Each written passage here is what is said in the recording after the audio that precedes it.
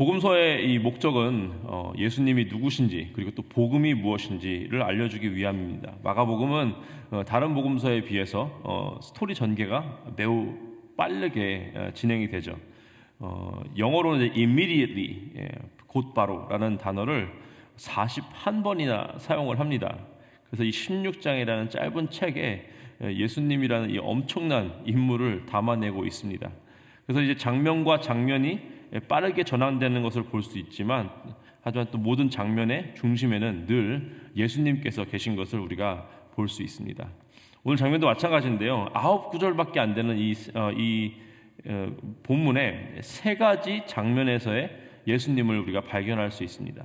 그리고 예수님의 이 발자취를 막 따라가다 보면은 여러 가지 것을 우리가 발견할 수 있는데, 오늘은 뭔가 좀 그 예상을 뛰어넘는, 인간의 예상을 뛰어넘는 이런 것들을 우리가 발견할 수 있습니다. 그래서 한 세 가지를 보기 원하는데요.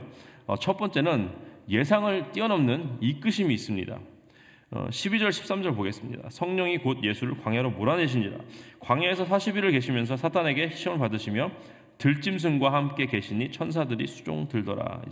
일단 어제 본문에서는 예수님은 세례 요한에게 세례를 받으셨습니다. 그렇죠? 성령님께서 비둘기와 같이 예수님께 내려왔고, 하늘에서 하나님의 아버지의 음성이 들려서 예수님을 나의 사랑하고 나의 기뻐하는 아들이라라고 하나님이 직접 사람들이 들을 수 있는 음성으로 보여주셨습니다. 이제 하나님이 사랑하고 하나님이 기뻐하는 하나님의 아들은 바로 그 후에 광야로 나가게 됩니다. 세례를 받으신 예수님의 어쩌면 이 대장정의 사역이 시작되는가 싶었지만, 예수님이 발견된 장소는 우리의 예상을 뛰어넘는 장소였습니다. 이 광야에 예수님이 계시죠.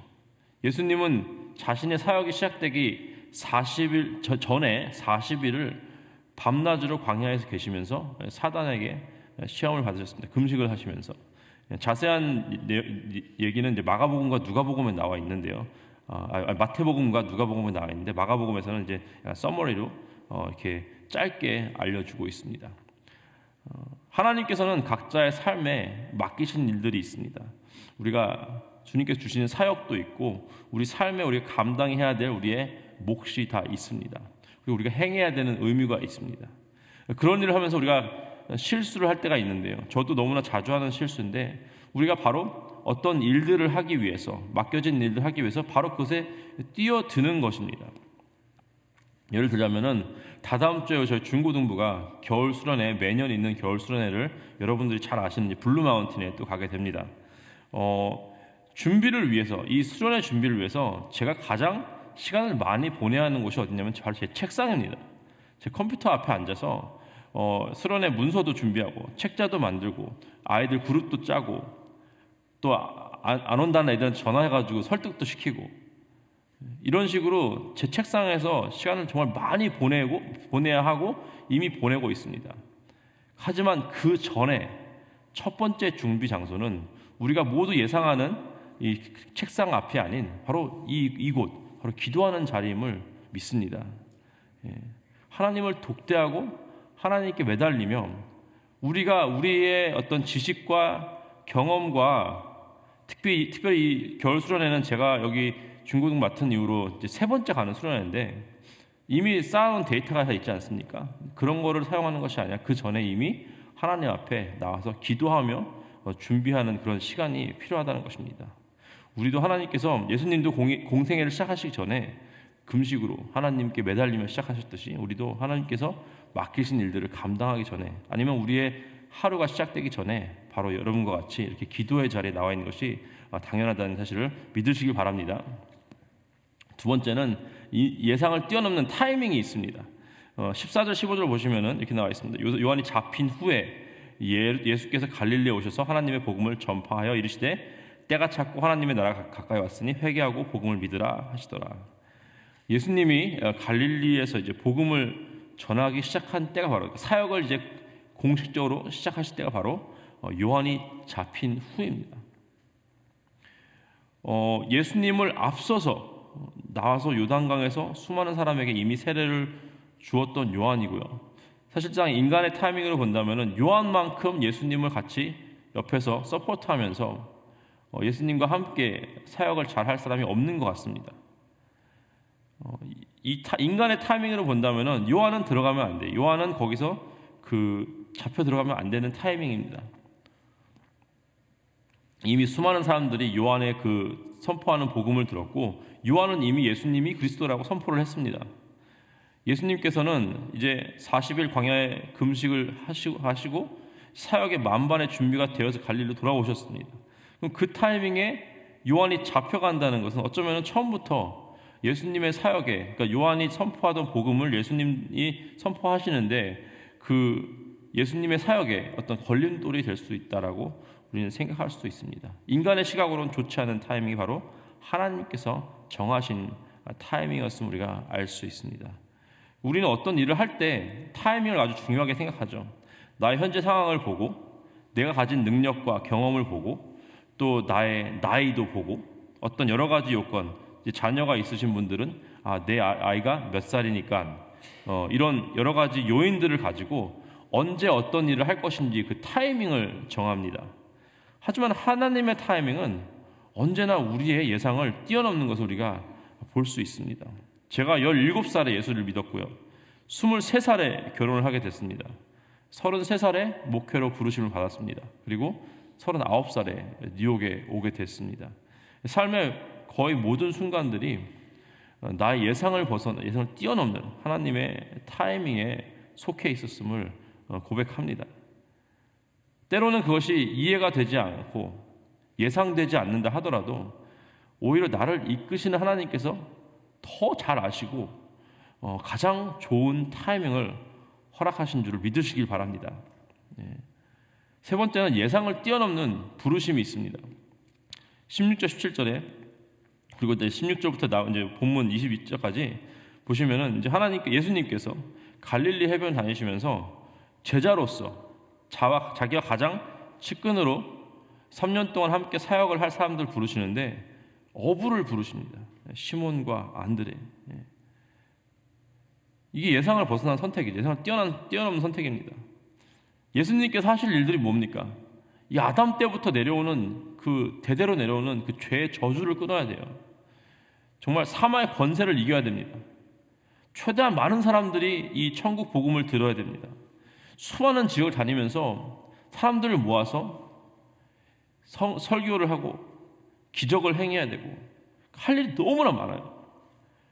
그렇다면 좀 더 이 재력과 능력과 인맥도 좀 있고 아니면은 좀 이렇게 정치적으로 좀 힘이 있어서 그 타운 가가지고 말 한마디 하면 막 사람들 수백 명, 수천 명이 모이는 그런 사람들이 있다면은 좀 더 사역이 수월하지 않았을까라고 인간적인 생각을 해봅니다. 뭐든지 효율적인 게 좋고 잘하는 게 좋지 않습니까? 그렇다면 어차피 12명 뽑을 거니까 좀 더 쓸만한 사람들을 선택해야 되는데 예수님은 우리의 예상을 뛰어넘는 선택을 하십니다. 모두가 다 무시했던 갈릴리 어부들을 자기의 제자로 선택하십니다. 나중에서 세월이 3, 4년 흐른 후에 사도행전에서 이제 바리새인들이 베드로가 말씀 전하는 것을 보고 이렇게 얘기를 하죠. 그들은 본래 학문이 없는 범인으로 알았다. 그러니까 그냥 평범한 사람이고 uneducated, 그러니까 못 배운 사람이라고 왜냐하면 이 사람들 갈릴리 어부 출신들 아닙니까? 하지만 하나님은 인간의 예상을 뛰어넘어서 하나님께 사용되지 않을 만한 사람들을 이렇게 선택하셔서 그분의 영광을 위해 사용하시는 것을 우리가 너무나 많이 보고 있습니다. 물론 뛰어난 사람들도 아주 브릴리언트하고 똑똑한 사람들도 하나님께서 사용하시지만 이 세상에 그렇게 뛰어난 사람들이 몇 퍼센트나 되겠습니까? 그렇죠? 대부분은 다 평범하거나 조금 덜 평범한 사람들입니다. 그리고 또 세상에서 탑에 있는 뛰어난 사람들이 본인 스스로 뭐가 부족하다고 하나님의 부르심에 순종을 하겠습니까? 여기에 한 명도 제 생각에는 내가 하나님께 나를 쓸만하니까 나 정도면 하나님의 일에 사용돼야지라고 생각하시는 분들은 없을 것입니다. 제가 처음 신학교를 갔을 때 사람들이 많은 분들이 저한테 얘기하셨는데 송비전 전도사는 이중 언어를 하니까 어디든지 가서 하나님께서 쓰실 거야라고 이렇게 좀 약간 띄워주는 말을 많이 들었어요. 저도 약간 착각을 했었습니다. 약간 그래 나는 어디든지 가겠지. 근데 제가 그것이 착각이었다는 것을 첫 설교하고 깨달았습니다. 제가 이중언어를 하는 게 아니라 둘 다 못하는 거였어요. 한국말도 안 되고 영어도 안 되고. 제 자신을 보면은 하나님의 이 거룩한 사역에 어떻게 동참할까? 내가 뭘 할 수 있을까라는 의심이 너무나 많이 들 때가 있습니다. 근데 하나님께서 로마서 11장 29절 이렇게 나와 있습니다. 하나님의 은사와 부르심에는 후회함이 없느니라. 하나님의 예상을 뛰어넘는 이 부르심이 하나님의 그 절대로 후회하심이 없다는 사실을 믿으시기 바랍니다.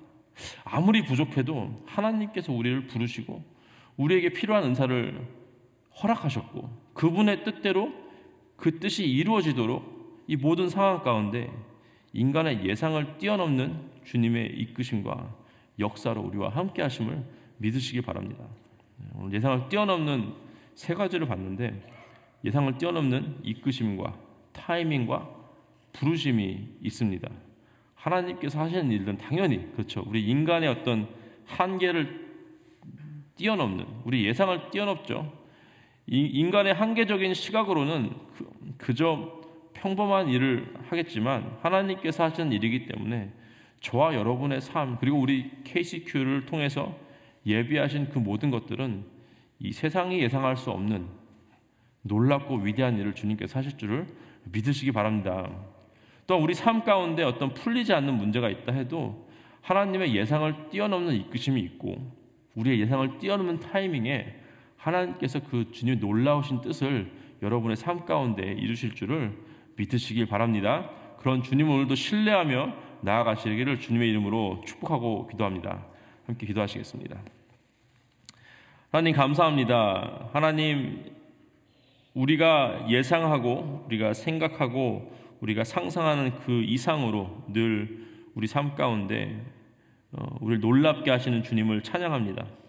우리를 예상을 뛰어넘는 이끄심과 또 예상을 뛰어넘는 타이밍과 예상을 뛰어넘는 부르심을 통해서 주님의 뜻을 이뤄가심에 감사를 드립니다. 하나님 우리가 온전히 주님을 신뢰하며 우리가 이해하지 못하는 것이 당연한 것처럼 우리의 믿음을 주님께 드릴 수 있도록 하나님 인도하여 주시옵소서. 삶에 풀리지 않는 문제가 있다면 주님께서 함께 하셔서 또 주님의 그 예상을 뛰어넘는 이끄심과 타이밍 속에 주님 뜻을 우리 삶 가운데 이루어 주시옵소서. 감사하며 우리 주 예수 그리스도의 이름으로 기도했습니다. 아멘.